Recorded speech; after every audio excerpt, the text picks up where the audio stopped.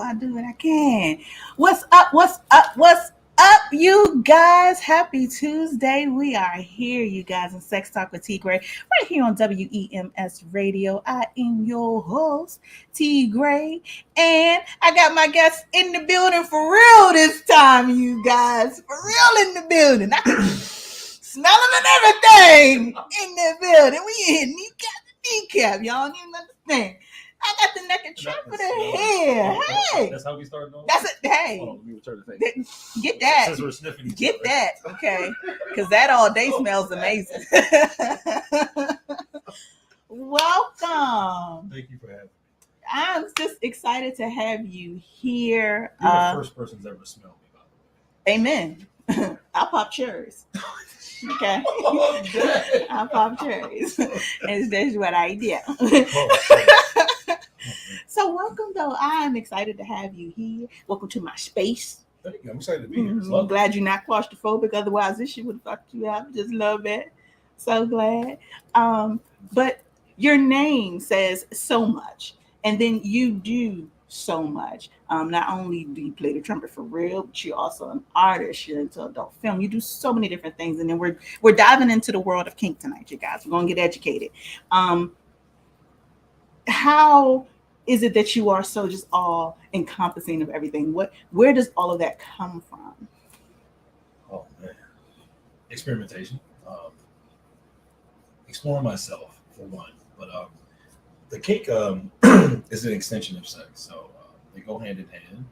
The art is just something I love to do. The trumpet playing is just my hobby. So everything that I love, my hobby, my art, all the things that make me happy, I just put them all together, and that's how you get the Naked Trumpeter. Well, there you go.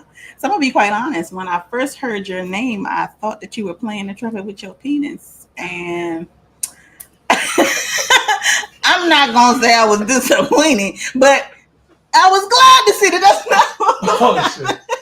So please, how does that work? I don't know. Like, I don't know. I need you to explain It's like, I'm what? playing the trumpet with my Because it was like I'm Naked Trumpeter, I'm an adult film star, and I'm like, how do you put those things together? Is he coming in and playing the trumpet? Is we only doing band films, or is he really just? That's just my naivety. Okay, you guys, that's my naivety.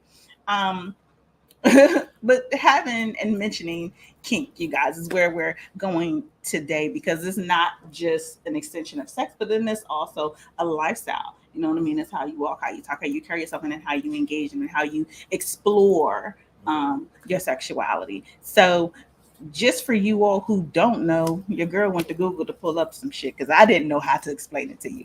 So Prophet, go ahead and throw this definition up here for people who don't. That's not the right one. Looks like. There we go. So you guys who are not familiar with exactly what kink is, in human sexuality, it says kinkiness is the use of non-conventional sexual practices, concepts, or fantasies. Kink in general is derived from having a bend in what is norm. So for you, kink is your norm. What would you describe kink as? We could take that then. What would you say? So let's go with what you did first. Well, you smell me. That is Yeah. a kink. For me, I have a smell kink. So kink smells turn me on. They can be very exciting, very erotic. So smelling my partner after she works out, after she gets out of the shower, coming home from work, those things are exciting. Mm-hmm. So that's a kink. Or feet, liking to touch feet and liking to see the way they look, your fingernails, the way they paint it. Mm-hmm. You know, some people have a fetish for hands. So when you change the colors, it excites them. So those things are kinks, things that you wouldn't normally think that are exciting that are. So how do you take that thing and then now turn it into a lifestyle and then now turn it into a profession? Well, I think the day I met you out of a collar, or maybe I did. So like some people wear collars. Mm-hmm. Some of us like to spank ourselves. We like knife play, wax play. So it becomes a lifestyle when it becomes something you incorporate into your everyday life. So for me, I spank myself every day. I do knife play. I choke myself. I do these things on a daily basis. It's part of my daily practice. So it became a lifestyle because I don't imagine living without doing those things. So this is your not a manifest, your affirmations. Your spankings are those affirmations to you in who you are, what you do, or what is it that it does for you, not just emotionally and physically, but mentally when you spank yourself, when you choke yourself. So I find it to be very grounded and centering. So let's say I'm having a stressful day. Mhm. Spanking myself or autoerotic asphyxiation, choking myself, stringing, cutting off the air of the blood supply. It can be very grounded. It's the same as someone giving you a hug, Yeah. or it's a form of comfort.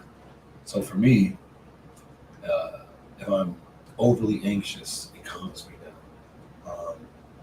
It can help me through stressful situations. It helps me with grief. So I find it to be very sedating, and Mhm. also can be very exciting as well. So it can bring if I'm in a depressive state or in a sad state, it can lift my energy, lift my spirit, and it can be excited.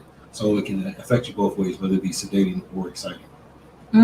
That's interesting, you guys. So, I pulled up a couple of things that I just thought that were interesting points just for us to touch on tonight.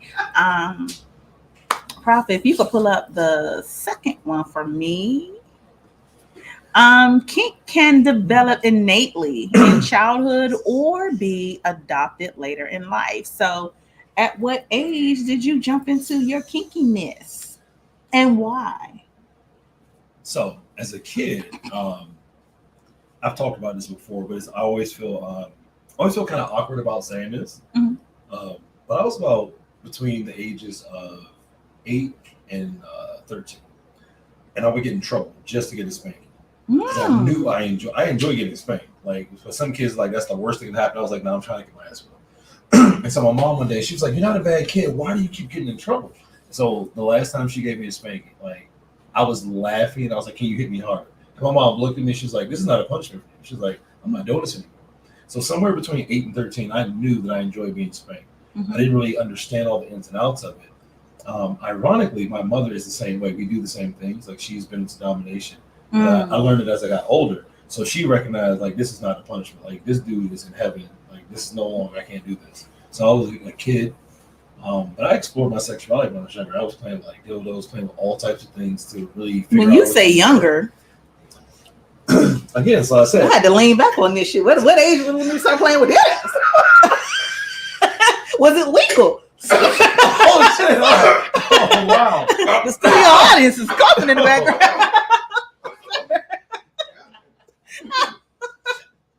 I need to do this at home more often. Like, what?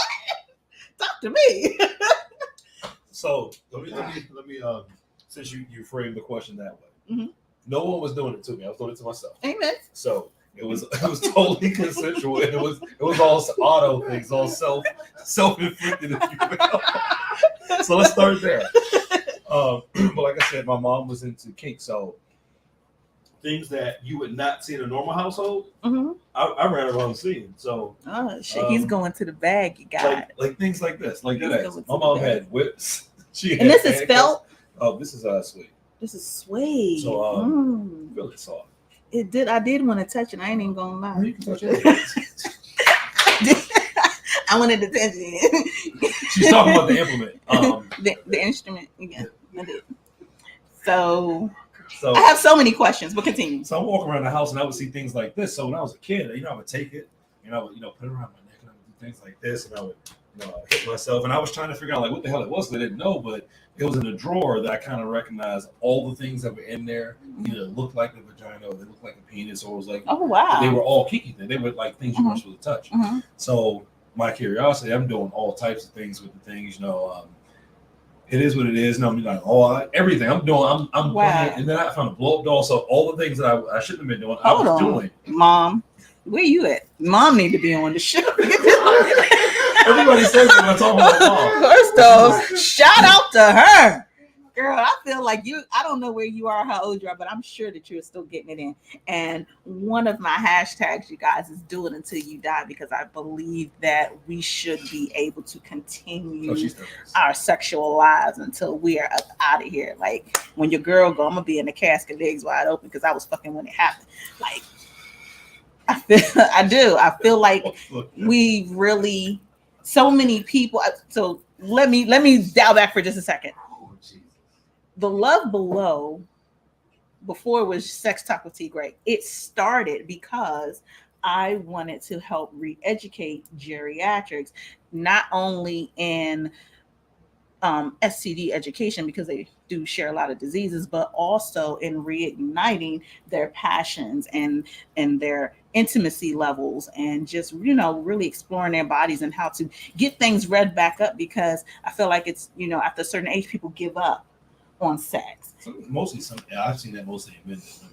A lot of women I know that are 65 and older, They want it. very active. Yeah. And they're trying to get men in my age range, 40, like they be trying to holler at me like, man, I'm like, He said, ma'am. She's like, look, we have a good time. I'm like, how old are you? Age ain't nothing but a number. I'm like, it kind of matters, but no, like, so, but sometimes that's the thing with men, because we don't eat right, we don't really take care of our health. Mm-hmm. So, Mm-hmm. Somebody said that's what happened to Kevin Samuels in the background. He did. I wasn't throwing names out there. I was letting the person be great, but that was on her. I wasn't dry snitching. That's her. I West snitch. We West snitch over here. We do.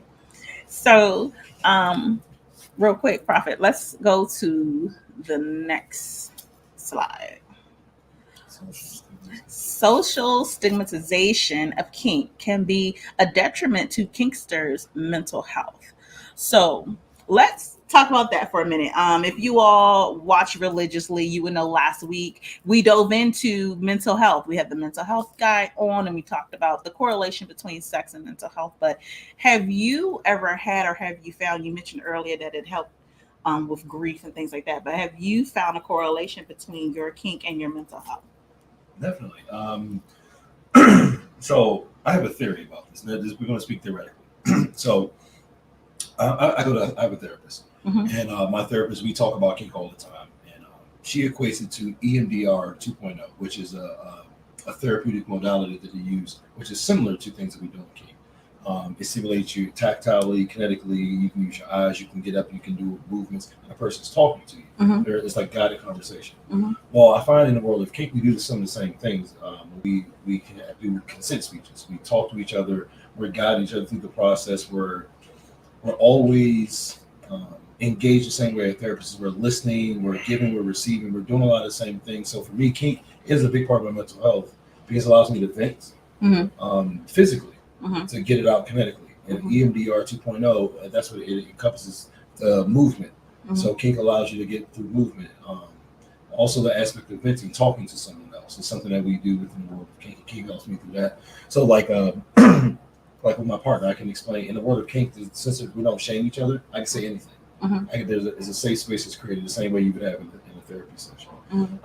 Also, it allows you to express yourself in a very productive, safe manner. So a lot of times we have built up anger, and if we don't go to the gym, or you don't hit a heavy bag, or you don't have an outlet, kink is an outlet, but it's one that promotes bonding socially, emotionally, and intimately, in a way that you generally don't get in a traditional vanilla, relationship.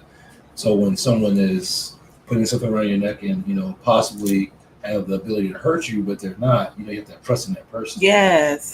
So kink is for me, essential to my mental health, because the things that someone is doing to me or I'm doing to them requires a lot of trust, which is built upon communication.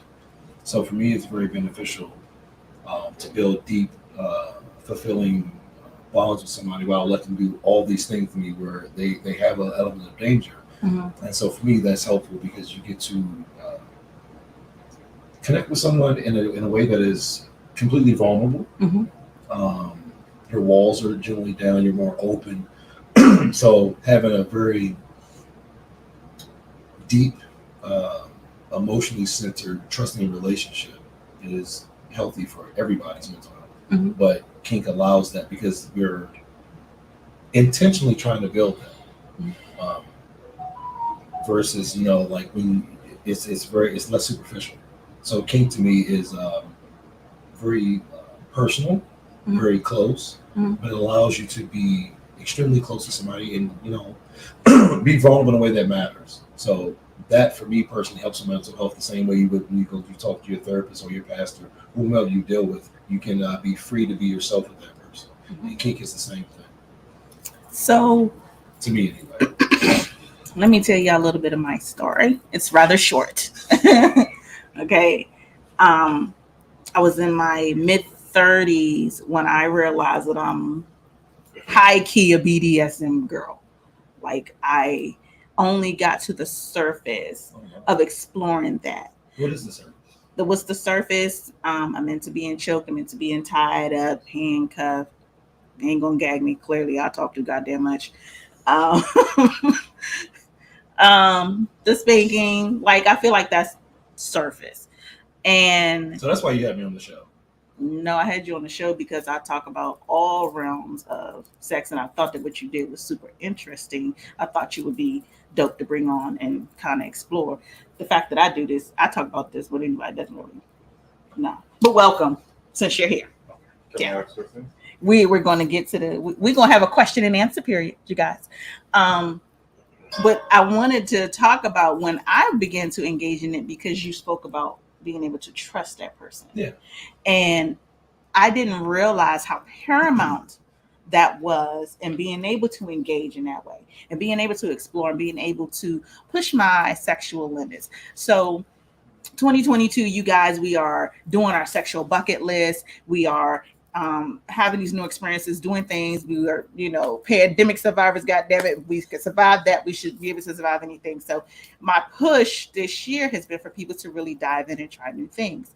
But in doing so, you want to be certain that if you're engaging in this type of world, if you're going to do anything in any level of kink, or if you have this fetish that you are, you're scared to explore, it's important that the person that you explore that with is somebody that you can trust wholeheartedly, not just with you physically, but definitely with you mentally.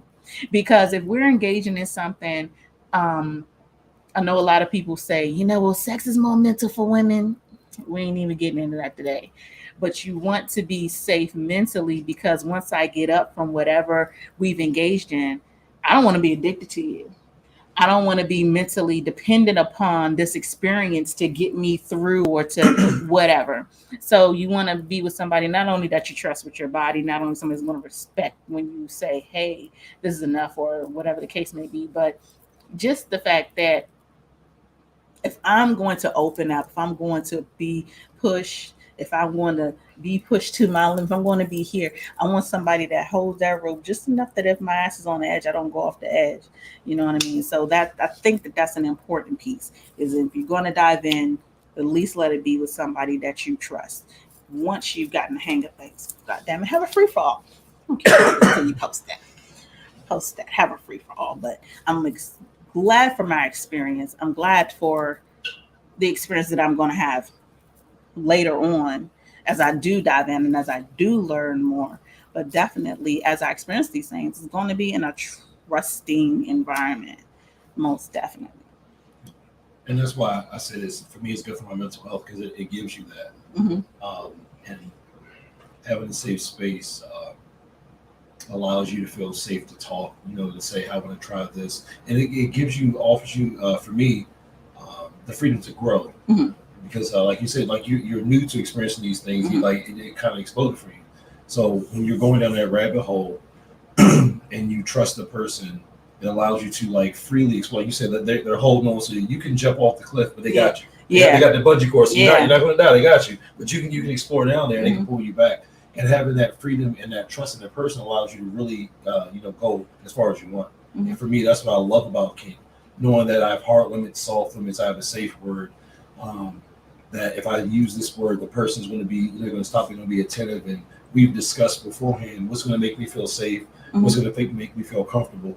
So it's just a very intense situation, but for me, very positive. Yeah, most definitely. So, you guys, we got a little baby audience in the building. Y'all clap it up for yourselves real loud, real loud, real loud. Yeah! So, we're going to take some questions from our audience. You won't be able to see them, but believe me, they are here. So We'll go to you first, Watts. What's your question? Did you have one? No, amen. So Didn't you've been in this for years, right? My question is, do you think there's a downside to this? Since we're talking about how it affects mental health, do you think there's a downside towards it in terms of relationships? For example, probably you have a partner that's into kink with you, and let's say things go south and both of you end together no more. Do you go out looking for a woman with the same kink thing, or how does it affect? So before you answer, just in case you all can't hear, since he's not on the mic, he's asking about if there is a downside, post relationship or what have you. Is there ever a downside to the kink or to the lifestyle if a relationship has ended? Also, Also, having expectations. mm, Okay. And the last part of his question was, having expectations. So for me, yes, there is a downside. In my personal life, I went through a transition where I was with one partner and we broke up. And for me, I like women that like kink. So if we don't have that in common, it is going to keep me from being with them in a certain way that's meaningful, because that's not something I can explore with them, which is meaningful to me, very important. So the expectation is to find someone that is like me, that wants to explore it, or at least has some experience with it and is open to it. It can be a drawback because I've met a lot of wonderful women that don't like kink. We can be friends, but romantically, I'm not dating someone that's not into kink. But I don't look at it as a drawback in the sense of the pool may be smaller, but at least I find somebody I want to say wavelength. So weeds out people that wouldn't be great potential partners. Okay, two parts. My first question is, shit, I just had it. Let me go to the other part.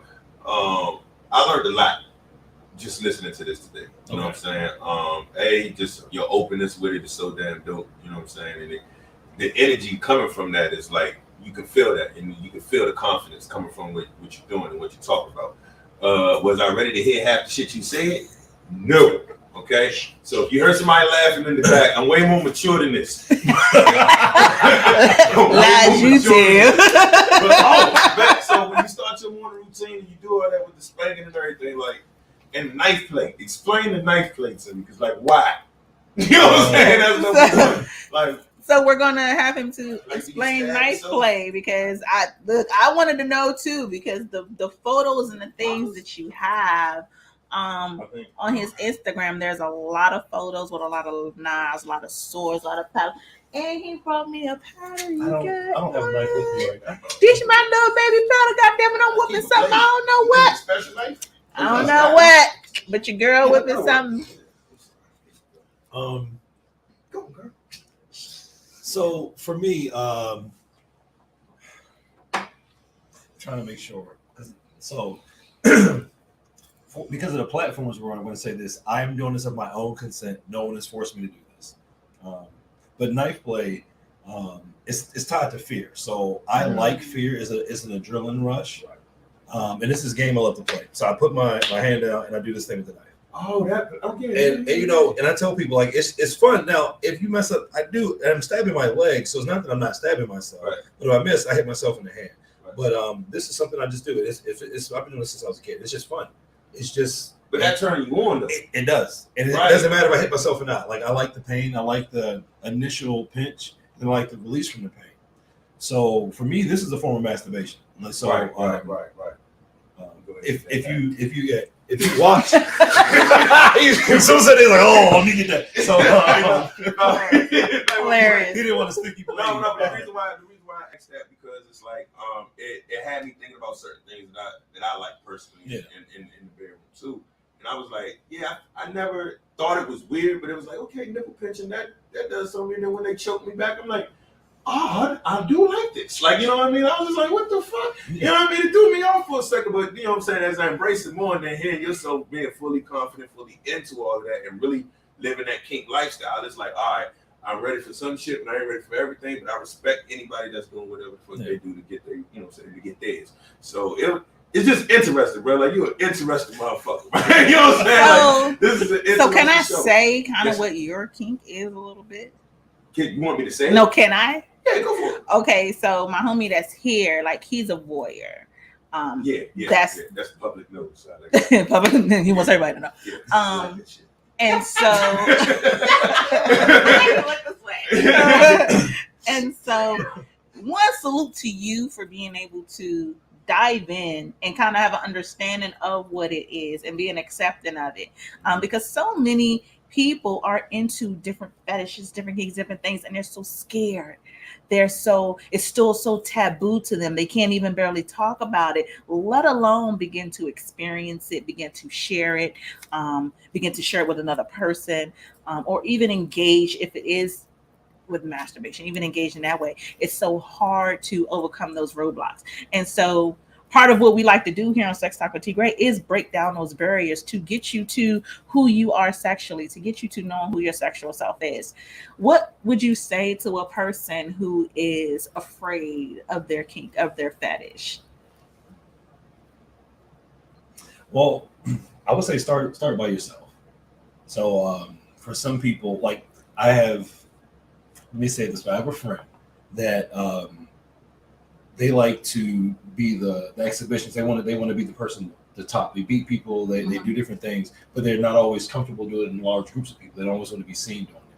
So what I said to them is just do it by yourself. I said just do practice at home. But then when you're out, imagine nobody's watching. Be more concerned. So when I'm doing my kinks, because I do them publicly, I'm in porn. We have sex on camera. People are watching stuff like that. But I'm concerned about myself and the person I'm doing it with. So if I perform in a room full of 100 people, I don't see those people. It's me and the person. You just happen to be watching, but I'm not concerned about that because the kink is personal. It's for me. I'm the person getting off on it. So I tend not to give a crap about what the other people think because it's not about them. So care about yourself and your own happiness first. So I wear a collar. I'm not wearing it today because I was in vanilla spaces, but generally I wear a collar like everywhere I go. And I'm not concerned about how anybody thinks about it. I'm not worried about anybody because it's for me. It makes me feel good. I feel gratified by being, having the sensation of this, being slightly strangled. So I don't concern myself with the other person. I concern myself with my own happiness first. And if I'm happy doing it, forget everybody else watching. Like, Yeah. Right. Yeah, most definitely. So that is a perfect segue to the next slide. Let's bring this one I have no up. idea what this slide is. I know. I'm learning.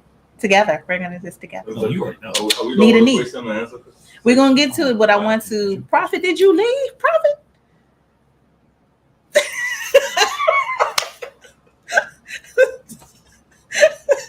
Okay, never mind me, you guys. Nah, because one day he left. I'm like, what's that? The supportive environment of kink can be a haven for those with non-normative desires and bodies. So in dating, in meeting people who you say you want to date somebody who's similar minded, like-minded in what you're doing. But how does a person say if they're not even as far into it as you are, but they're on their way. Okay. How do they create a safe environment for you? What does a safe environment look like for you to explore your kink? Oh man, water. Because I like fire play too. So, so water. Do tales. So basically, like having an honest conversation of what I like and what I don't like. So hard limits are things that we can't do. Soft limits will be things that we can do, but other things may need to be present. And then a safe word. Those are the three things I need to discuss with somebody. But definitely water, whether it be for hydration, whether it be for putting out a fire, for cooling the body. Water is one of the things that need to be safe. Those three things, discussing hard, soft limits, and then my safe word. Those are the most important things. And then, making sure that person is listening and attentive. Yeah. Because if not, I won't feel safe. Yeah. So. Well, there you have it. So we do have, first off, y'all, I know y'all see this lot. And we do have water. I created a safe space. Yes, I did. Look at me. I'm learning. This lock was not doing, I can't. It's driving me insane. So we had another question. Did you have a question also? Yes, from the lady in the So, just because I know I don't want you to scare people out of trying some of the things. So, can you give some examples if you're not to a place where you can do that with a knife, or you're not to a place where you can do fire? Some examples of where you start, because an edge is an edge. Yeah. So, pinching yourself. So one of the things that you can start with a rubber band. You can start with pinching yourself. The nipples is a good place to start because they're really sensitive for a lot of us. So just nipple play, touching yourself. And so for me, masturbation is not traditionally just stroking. That's not what I'm doing. So when I'm in the morning to finish your question, so I am all those things I'm doing to myself is a form of masturbation. So whether I'm touching myself slowly, whether I'm just like rubbing my knees, go to pinching my nipples, or just literally when you pinch yourself, you get that sharp pain, and it's the same thing as if you have the knife. So the knife is just a vehicle for the pain. It's not necessarily the way you have to get it. Gotcha. And the same thing if you use a rubber band, you pluck a rubber band. Those are simpler ways to get into exploring pain-based kinks. Yeah, I would say. Does that answer your question? So on average, how long is your morning session? Because for myself, I just take a little Twitter feed, see what I need to see, and that's maybe like a minute 30. But you over here talking about So we're asking him about his morning masturbation. No. Now when I do take my time, I might light a candle and get some lube. But other than that, I got shit to do. So it's like, how do you? Not saying how do you find time, but that's exactly. you wake up at 5:30 before you get everything started with your day and your 9 to 5 and in your white space or whatever the vanilla places you got to go to. Like, how the fuck you got 20 minutes? Because it sounds like 20 minutes. It's actually about an hour, and I'm fortunate. Yeah. I don't work in vanilla spaces, so Okay, that's the lovely benefit. Cool. So porn, kink, the Naked Trumpeter is my full-time thing. Oh, that's dope. So, and I do a live on Instagram or Facebook, and I'll do Tai Chi while oiling myself. So I'm oiling myself, I'm doing Tai Chi, and I'm doing yoga, and I'm beating myself. I'll do that for like 20 to 30 minutes, but that's the start of the masturbation. When I get off camera, I get in the that's when I'll do like the manual part, and I'll either finish, and I generally finish in the shower. So I'll get in the bathtub, and I'll soak in the bathtub, and I'll wash myself. And after that, then I'll go to the actual, masturbation part where you're manually masturbating your member, and then I'll, ejaculate in the tub. Then I'll get out the tub, and I'll lotion myself slowly. So it's about an hour process. But you got clean to the back of that. That's a lot, man. But it's and part of that. I was dealing with a somatic sexologist, and they were telling me to slow down when I get out the bathroom to put on and oil myself. It's like every time you touch yourself, it's a form of masturbation. And so when I thought about that, I was like, word? I was like, every time? I was like, then I'm always masturbating. But it made me stop and take the time before I get in the shower to touch myself and stretch. And then when I get out the shower to do the same thing and lotion myself in a loving, meaningful way. And I can tell you, my masturbation has been so much better because it's not just about, when you think about this is like, that's like 5% of it. But the rest of it is being grounded in your body, and that comes through touching yourself. It comes through, but not rushing through. Not like, let me put lotion on. It's like really a slow process, and it's been magical.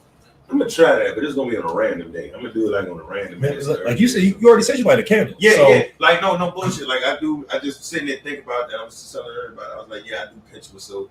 You know what I'm saying? I do like the little play. And then one thing I just hit my head. I was like, yeah, I like getting bit too. Yeah. Yeah. No, we're learning about you today. Yeah, like, no, it's like I was like, but that's another form of pain. It's another form of pain. And it's not even like it hurt type Joe. It's just like, yeah, do that again. Like, you know what I mean? Like, I don't hide it. It's just I never spoke on it. And the subject, like tonight was the perfect night to say, hey, I like getting bit. Like, you know what I'm saying? Like, it's really definitely some dark skinned nigga energy in the room, you guys. Oh my God, good for you. Like, you know what I'm saying? It's rare that happens. So it's just like, this space, this is dope. I don't know why it felt good to tell people that, but it felt good. I appreciate you sharing that. And that's real, that's real live, bro. Like I ain't even sitting there playing no games. No, I appreciate you sharing that. Yeah. So, most definitely. How can you relate your kink with your emotions? Because you say something, if you met a woman and she's not as kinky as you were, it doesn't work out. I really come a little bit. No, come at least right here and get a little louder so they can hear you. What if you in love with this woman, but because I feel, in my own opinion, love is more than sex. Yeah.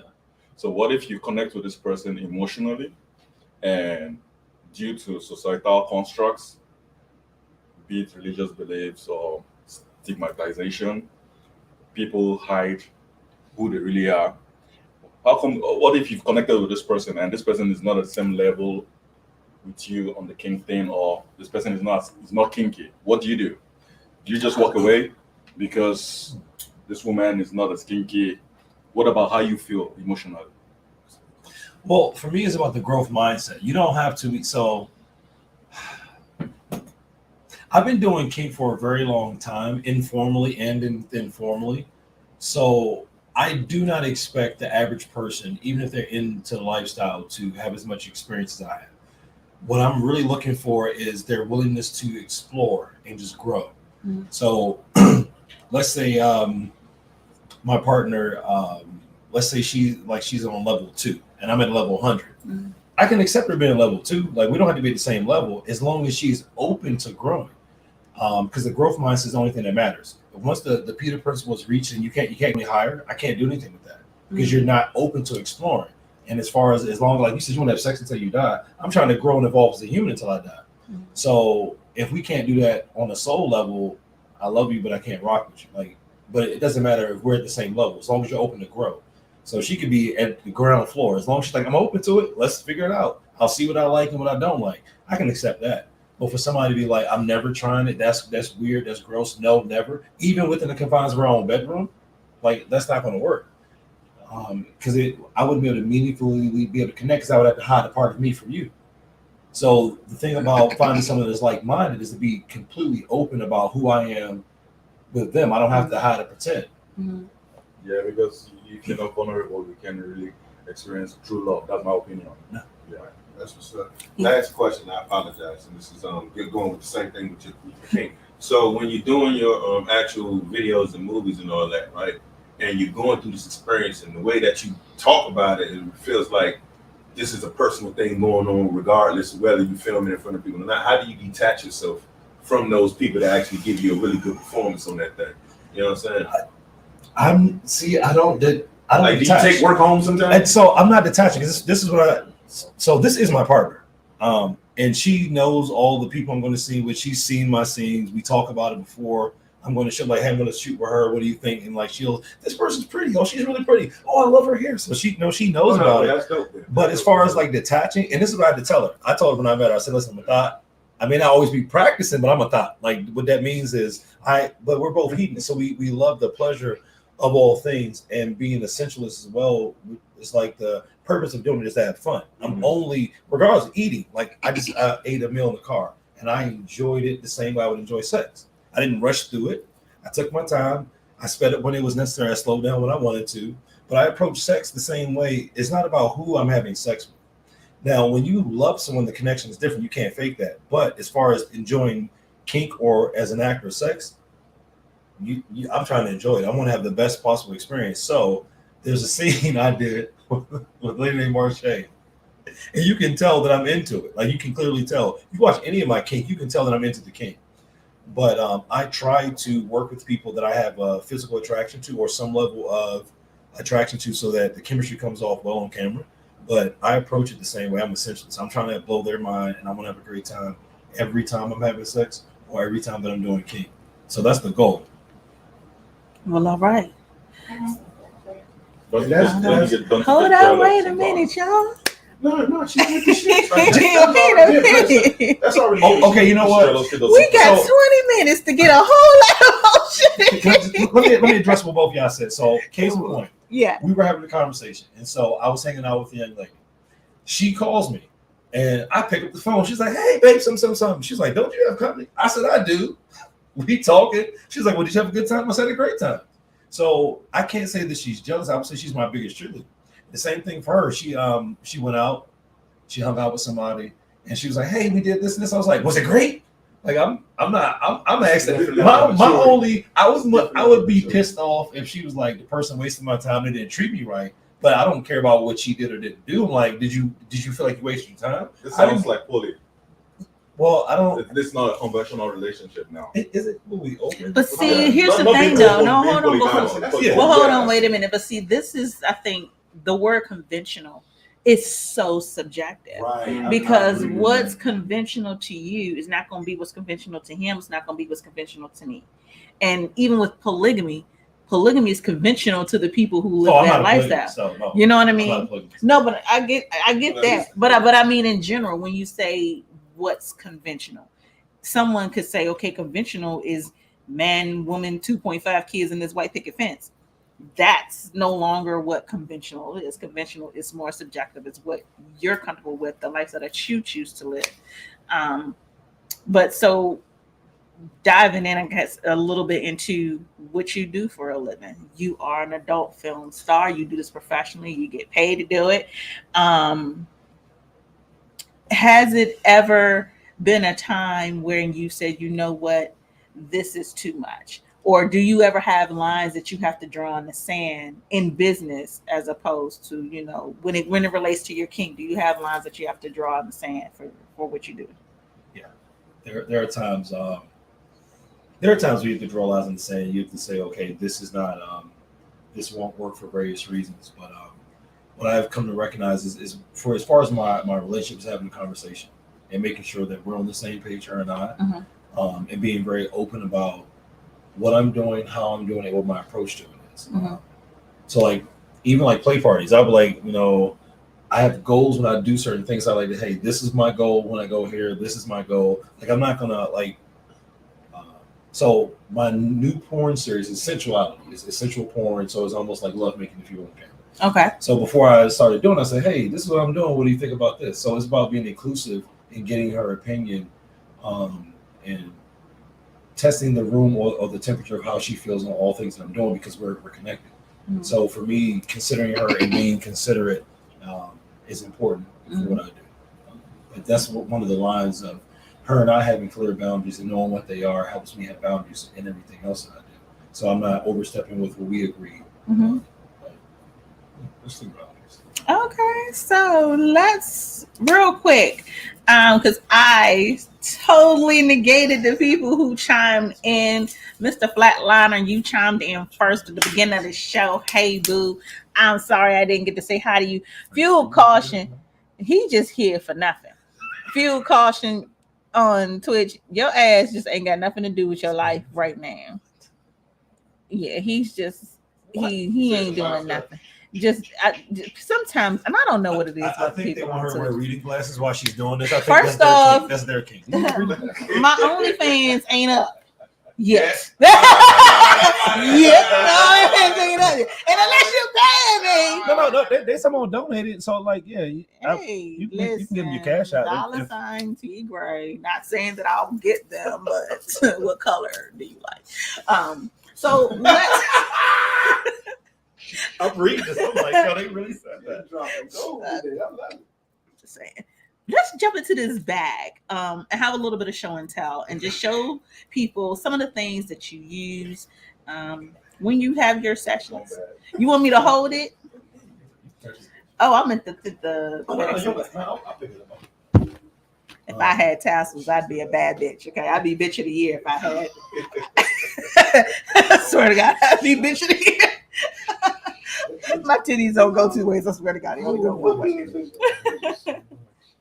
So these are beautiful. Thank you. How much does something like this cost? So before we get there, Because we have sizes. Oh, I feel like this is made for me, you guys. Because I can only imagine that the stimulation, of course, would be different. These are different levels. Okay, you have some that are long, some that are short, some that seemingly feel thicker, lighter. This is a shit ton, and then you got.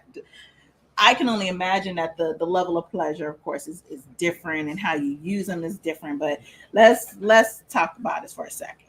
So this one is a heavyweight flogger, and it's made from suede. So this one feels like a big pillow, or I can hit you hard enough where it feels like just a solid, firm hand like this. But it doesn't. This one doesn't cause pain. It's more just an impact. Oh. So there's it's like needles. The bigger the number, the less pain. You can think of it that way. How Now, about this is that? smaller. So that'll fuck your whole life up right there. Yes, but this one causes more pain. Wow. And the most painful one that I have is probably the one you've been bleeding. Is this one? I do believe this is painful because it looks like the snapback action on this. The recoil. You guys, I swear to God, there's something about looking at it that says the recoil on this thing is bad. So now to answer your question on price, the prices vary. Mhm. So I have some implements that start off at $45, and some go up to $400 or $500, depending on what you're having made. Oh wow. Buffalo is a very expensive hide, so Buffalo costs the most when you get something made. You have leather, you have suede, so it's all based on the price of the material. So when it comes to the different materials, of course, like all things, you know, we shop, we see that different things cost more money, but the sensation when it comes to having buffalo or when it comes to having leather, like, is the sensation something that you can say somebody can hit you, spank you, and you be like, oh, I know what that is? Is it Not that all the time. specific, Not or all if the it's time. just No, not really. Okay. So like feel this. Jesus Christ, you guys. Jesus Christ. So feel the texture. So of the what ball. is this? It's called Shake the Bush. We got a lot of comments from the audience, you guys. So first, this feels to the touch. I'm sorry if you guys can see. Yes, I'm gonna pass it around. To the touch, this feels amazing. But what type of material is this? I don't want to give it away what it is, but I'll tell you, it feels like a fluffy cloud when you get hit with it. That's what I've been told. It feels like a cloud. I don't want to be hit with a cloud. That's just personal. You never hit with a truck? Not a cloud. It's soft and fluffy. It's soft and fluffy. So Tell look me at- what it is. so, I want to know um, so I bad. can't tell you. That's Tell me behind here. can't I'm like, they can't.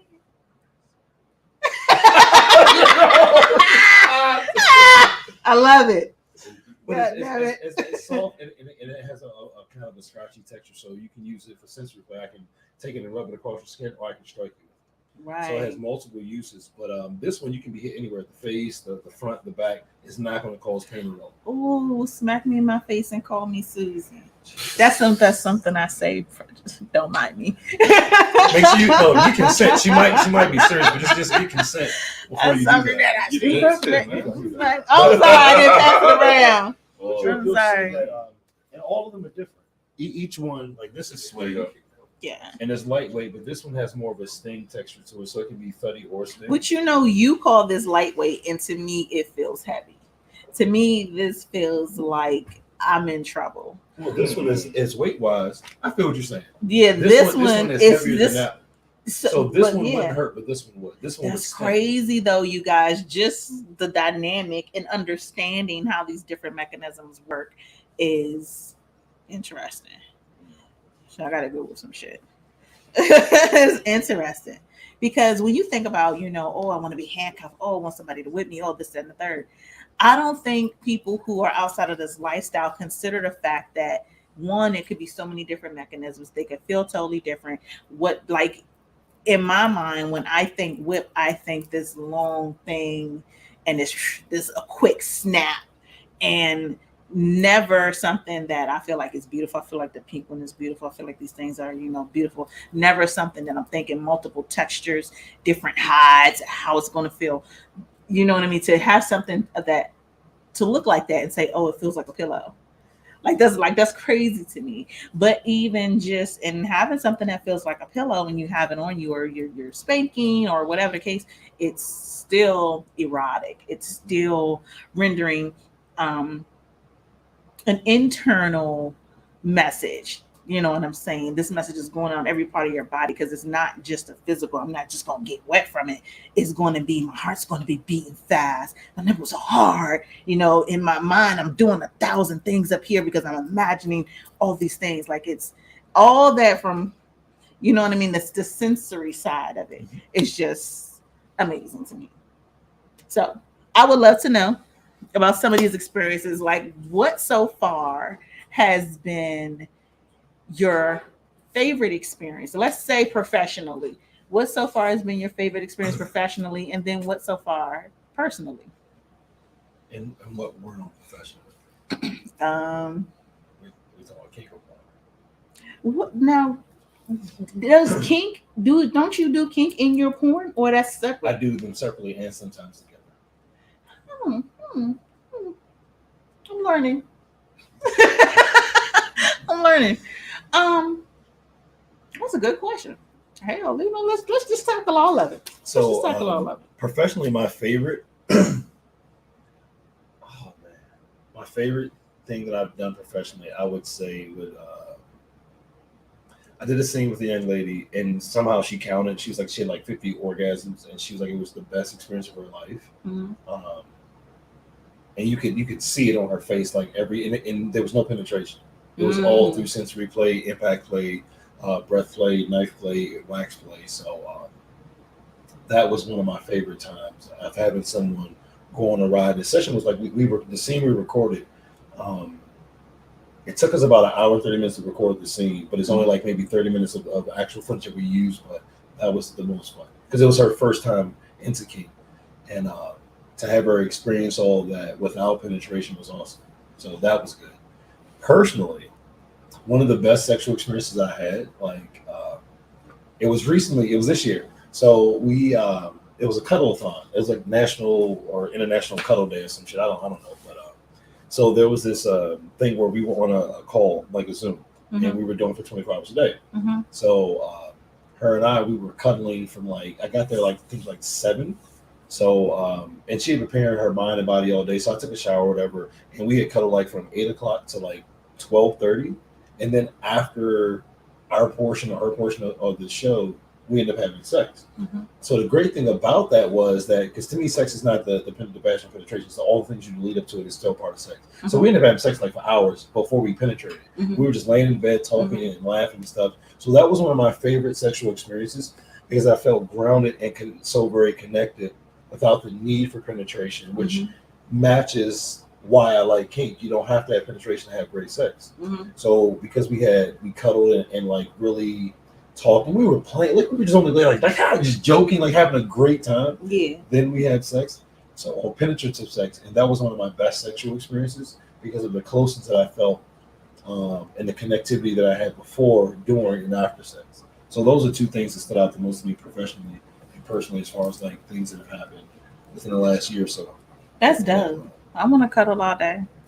It's all That's super tantric. That's like tantric, but sped up. You know what I mean? Used to like being touched like that. I didn't. Mm-hmm. And after a while, it took me being around women that like to cuddle, and now like I love touch, and not even just sexual. It's like this like if we sit like this is everything. Mm-hmm. So like there are times when we're on the couch together, and I'm like touching her pinky toe or something, and we're just like touching each other, and I feel so connected. Mm-hmm. So for me, that is sex. I was cheating right here when I touched his knee. We was cheating on her. Yeah, I'm sorry. I know. I should be ashamed. I touched his knee. So, one question that I ask a lot of people, and I'm going to shape this, of course, specifically for you, from the first time you realized that you were into kink and tried kink to the last time you had a kink experience, what has been the most important thing that you've learned about yourself through your experience?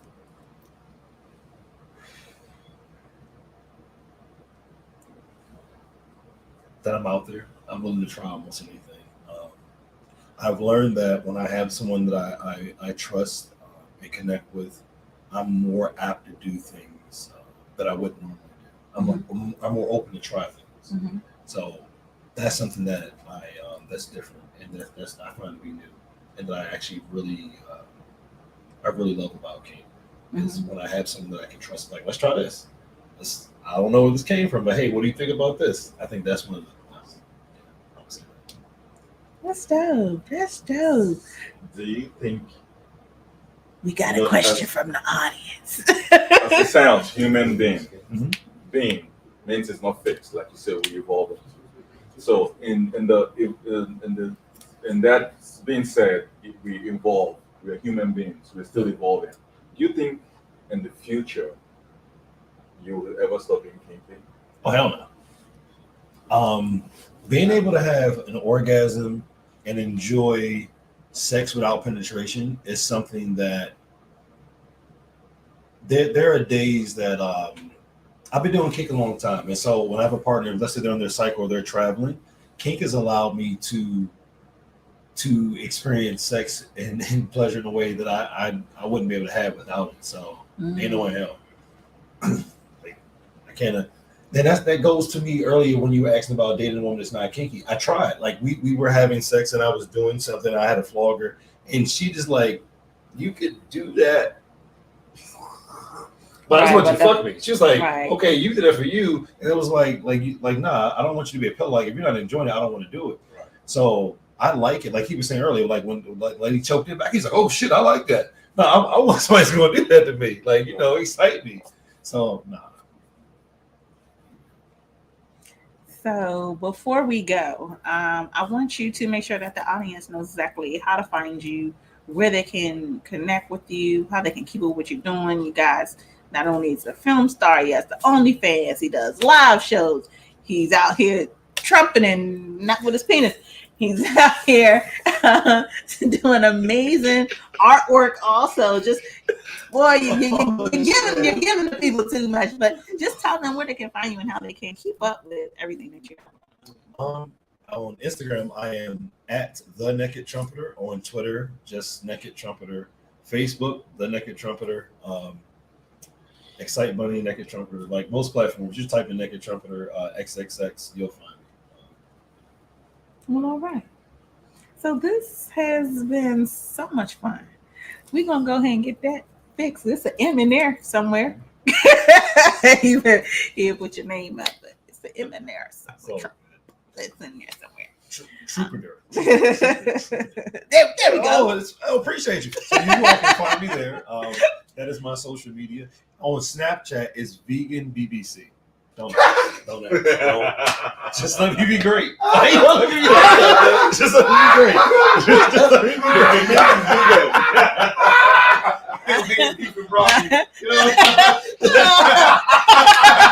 I am not. That sounds like a healthy cock, You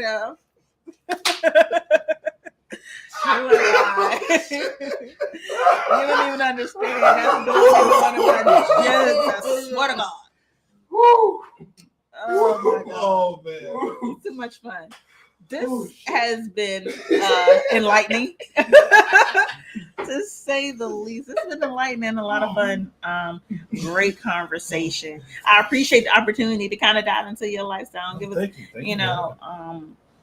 A little bit of just what it means and just how people can get started and how people can enjoy it. And, I'm excited for all of y'all. Okay, 2022, sexual bucket list. Now, I don't know if you got your buckets, but I want you all to at least get started now. Start putting those things in there, things that you want to try, things that you want to do. And not only start putting them in there, goddamn it, start crossing that list off.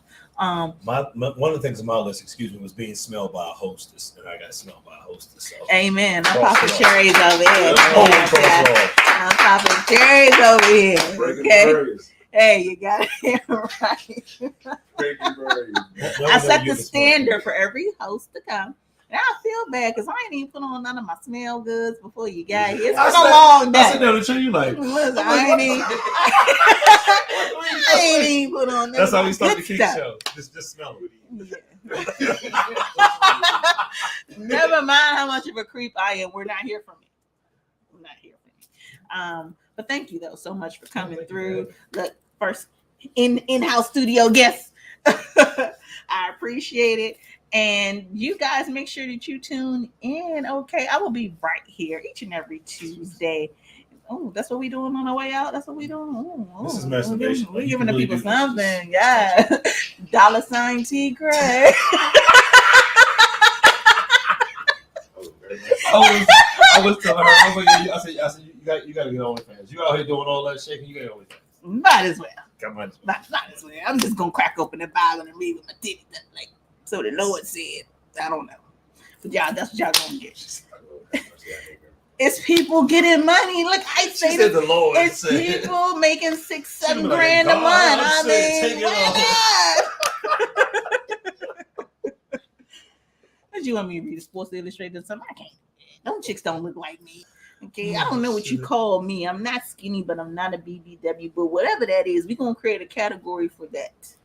Fupa life chicks. We're gonna create a category for that. I'm not getting involved in that. I'm not even. He said, "Don't do it." Yes. I don't know. I feel like we need a name. We need a name. I think we call it something. Slim, thick, Call it thick. Stomach hurts. stomach. Oh shit!